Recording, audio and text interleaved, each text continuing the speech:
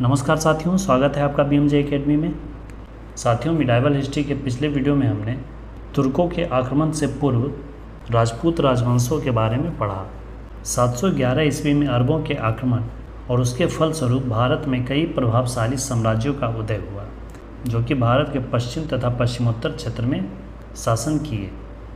उनमें से अधिकांश राजवंश राजपूत वंश के थे। उन्होंने लगभग 300 वर्षों तक इन क्षेत्रों में शासन किया। अरबों के आक्रमण के बाद भारतीय प्रायद्वीप इन नई शक्तियों के कारण लंबे समय अंतराल तक विदेशी आक्रमणों से सुरक्षित रहा, परंतु 1000 ईस्वी के आसपास राजपूत राजवंशों के पतन के बाद भारत में एक बार पुनः विकेंद्रीकरण और विभाजन की स्थितियां उत्पन्न हुई।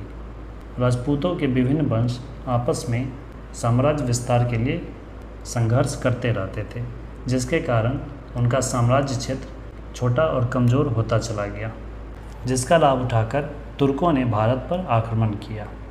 इसलिए भारत में मुस्लिम शासन की स्थापना का श्रेय तुर्कों को दिया जाता है।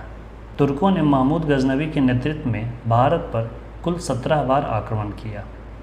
साथियों, आज के इस वीडियो में हम भारत पर तुर्कों के आक्रमण तथा उनके आक्रमण के बाद भारत की राजनीतिक स्थिति में बदलाव के बारे में पढ़ेंगे। तो आइए दोस्तों, बिना देर किए शुरू करते हैं। तुर्क मुसलमान चीन की उत्तर पश्चिमी सीमाओं पर निवास करने वाली एक लड़ाकू तथा बर्बर जाति थी। इन्होंने इस्लाम धर्म को स्वीकार किया और इनका उद्देश्य एक विशाल मुस्लिम साम्राज्य स्थापित करना था। तुर्कों का एक क्षेत्र, जिसका तत्कालीन नाम बुखारा था, उसके सामानी वंश के शासक अब्दुल मलिक का एक दास था अलप्तगीन, जिसने गजनी वंश या फिर यमनी वंश की स्थापना की थी। अलप्तगीन अब्दुल मलिक का दास था। अब्दुल मलिक अलप्तगीन की प्रतिभा और योग्यता को देखते हुए उसे 956 ईस्वी में खुरासान का राज्यपाल नियुक्त किया। 961 ईस्वी में अब्दुल मलिक के देहांत के बाद उत्तराधिकार के लिए संघर्ष हुआ, जिसमें अलप्तगीन ने अब्दुल मलिक के चाचा की सहायता की, परंतु वह असफल रहा और अब्दुल मलिक का भाई मंसूर मलिक सिंहासन पर बैठा, जिसके कारण अलप्तगीन इस क्षेत्र को छोड़कर अपने 800 वफादार सैनिकों के साथ अफ़गान प्रदेश के गजनी नगर में बस गया और यहाँ उसने स्वतंत्र गजनवी वंश की स्थापना की। इसलिए गजनी वंश का संस्थापक अलप्तगीन को कहा जाता है।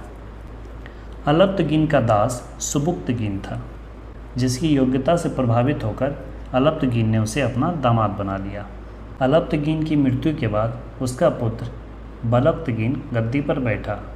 चूँकि वह एक अयोग्य शासक था, इसलिए सुबुक्तगीन ने उसे हटाकर स्वयं गद्दी पर बैठा और इस तरह वह 977 ईस्वी में गजनी का शासक बना।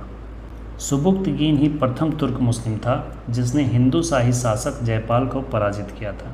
भारत पर पहला तुर्क आक्रमण सुबुक्तगीन ने ही पंजाब प्रांत के विरुद्ध किया, जहाँ का शासक जयपाल था, परंतु इस युद्ध में सुबुक्तगीन को बड़ी सफलता नहीं मिली। सुबुक्तगीन के 2 पुत्र थे, पहला इस्माइल और दूसरा गजनवी। गजनवी एक योग्य शासक था, परंतु सुबुक्तगीन ने इस्माइल को उत्तराधिकारी घोषित किया। 999 ईस्वी में सुबुक्तगीन की मृत्यु के बाद महमूद गजनवी ने अपने भाई इस्माइल को बंदी बना लिया और गजनी का शासक बन गया। गजनी का शासक बनने से पहले महमूद गजनवी खुरासान का राज्यपाल था। इस्माइल को बंदी बनाकर शासक बनने के बाद महमूद गजनवी इस्लाम के धर्मगुरु, जिन्हें खलीफा कहते थे, अल कादिर बिल्लाह से आज्ञा लेने गया और खलीफा ने महमूद गजनवी को 2 उपाधि दिए। पहला उपाधि था यामिन उद दौला, जिसका अर्थ होता है साम्राज्य का दाहिना हाथ, और दूसरा उपाधि दिया यामिन उल मिल्लाह, जिसका अर्थ होता है मुस्लिमों का संरक्षक। कालांतर में महमूद गजनवी को सुल्तान की उपाधि भी दी गई। महमूद गजनवी वह प्रथम शासक था जिसने सुल्तान की उपाधि ली थी। इससे पहले अब तक किसी शासक ने सुल्तान की उपाधि नहीं ली थी।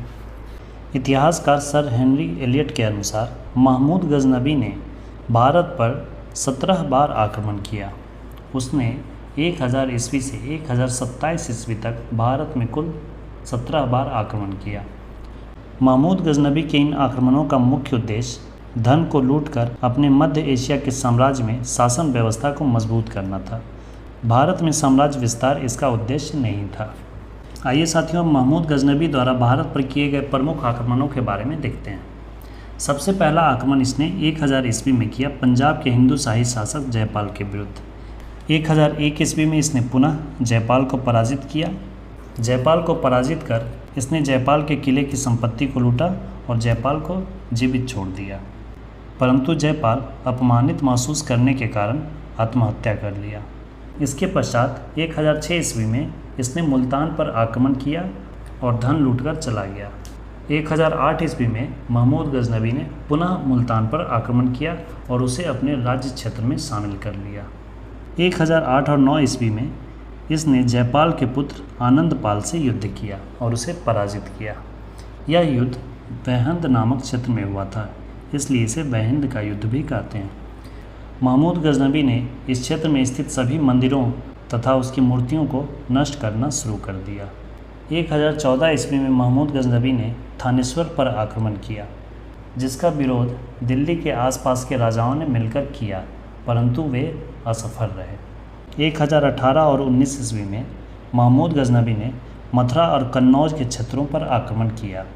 वहाँ प्रतिहार राजाओं के राज्यपाल का शासन था। महमूद गजनबी ने मथुरा तथा उसके आसपास के क्षेत्रों में लगभग 1000 मंदिरों को लूटा और उसे नष्ट कर दिया।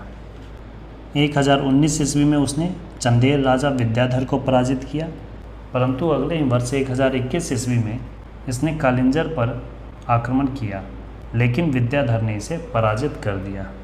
विद्याधर ने इसका सफलतापूर्वक विरोध किया, इसलिए इसे प्रथम सफल विरोध माना जाता है। इसके पश्चात महमूद गजनबी ने विद्याधर के साथ संधि की और उस संधि के तहत महमूद गजनबी ने विद्याधर को 15 किले दिए। इसके पश्चात भारत में महमूद गजनबी का सबसे महत्वपूर्ण अभियान 1025 ईस्वी का सोमनाथ मंदिर पर आक्रमण को माना जाता है। जब महमूद गजनबी ने गुजरात के सोमनाथ मंदिर पर आक्रमण किया, उस समय वहाँ का शासक भीम प्रथम था। यह आक्रमण महमूद गजनबी का सबसे बड़ा आक्रमण माना जाता है। इस आक्रमण में 50,000 से अधिक लोग मारे गए। महमूद गजनबी का अंतिम आक्रमण 1027 ईस्वी में जाट शासकों पर किया गया, क्योंकि जब वह सोमनाथ मंदिर को लूटकर वापस जा रहा था तो जाटों ने उस पर आक्रमण किया और लूट का अधिकांश हिस्सा लूट लिया, जिसे वापस पाने के लिए महमूद गजनबी ने 17वां आक्रमण जाटों पर किया, जिसमें उसे सफलता भी मिली। इतिहासकारों के द्वारा यह माना जाता है कि महमूद गजनबी का मानसिक संतुलन बिगड़ गया था। वह लूटे हुए सोने, चांदी, हीरे, रत्नों इत्यादि को जिस कमरे में रखता था, उसी कमरे में वह खुद भी रहने लगा। उसका मानसिक संतुलन बिगड़ गया था, जिसके कारण ही 1030 ईस्वी में उसकी मृत्यु हो गई। महमूद गजनबी विद्वानों और कलाकारों का संरक्षक था। वास्तुकारों, कवियों तथा कलाकारों से उसका दरबार भरा रहता था। आइए उनसे संबंधित कुछ प्रमुख बिंदुओं को देखते हैं। उत्वी ने किताब उल यामिनी तथा तारीख़ यामिनी की रचना की थी। अलबरूनी मध्यकालीन भारत का एक प्रमुख व्यक्तित्व है। अलबरूनी 11वीं शताब्दी में महमूद गजनबी के साथ भारत आया था। यह प्रश्न कई बार पूछा गया है। अलबरूनी ने किताब उल हिंद की रचना की। इस पुस्तक से तत्कालीन भारत की सामाजिक तथा सांस्कृतिक जानकारी मिलती है। इस पुस्तक को अरबी में तहकीके हिंद कहा जाता है। यह अरबी भाषा में लिखी गई है। इस पुस्तक का अंग्रेजी अनुवाद सुजाओ ने तथा हिंदी अनुवाद रजनीकांत शर्मा ने किया है। अलबरूनी पुराणों का अध्ययन करने वाला पहला मुस्लिम था। यह प्रश्न भी कई बार पूछा गया है। इसके अलावा प्रमुख व्यक्तित्व में फिरदौसी थे। फिरदौसी ने शाहनामा की रचना की है। फिरदौसी को पूर्व का होमर भी कहा जाता है। इसके अलावा बैहाकी थे। बैहाकी ने तारीख़ सुबुक्तगीन लिखी है, जिसमें सुबुक्तगीन की जीवनी है। इस काल के अन्य इतिहासकारों में फर्रुखी, सिस्तिनी इत्यादि भी हैं।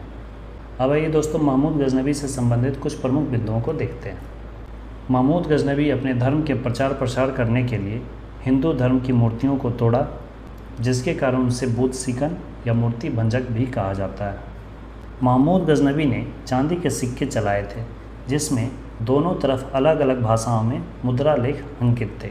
एक तरफ अरबी भाषा और दूसरी तरफ संस्कृत भाषा। महमूद गजनवी के आक्रमण के परिणाम स्वरूप उत्तर भारत राजनीतिक दृष्टि से असुरक्षित हो गया। महमूद गजनवी के आक्रमण का राजनीतिक प्रभाव यह रहा कि उसने उत्तर पश्चिम के रक्षक हिंदू शाही वंश को समाप्त कर अनेक आक्रमणकारियों के लिए भारत का मार्ग प्रशस्त किया।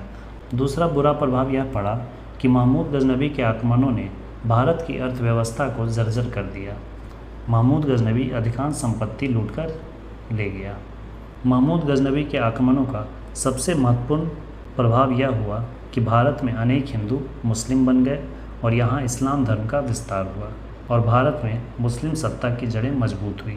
साथियों, अगले वीडियो में हम मोहम्मद गौरी के भारत पर आक्रमण तथा भारत में उसके साम्राज्य की स्थापना के बारे में पढ़ेंगे। साथियों, वीडियो पसंद आए तो प्लीज़ लाइक करें, अपने दोस्तों और स्टडी ग्रुप्स में शेयर करें और अपना फीडबैक कमेंट ज़रूर किया करें। वीडियो में अंत तक बने रहने के लिए धन्यवाद दोस्तों। मिलते हैं अगले वीडियो में इसके नेक्स्ट टॉपिक के साथ। जय हिंद, वंदे मातरम।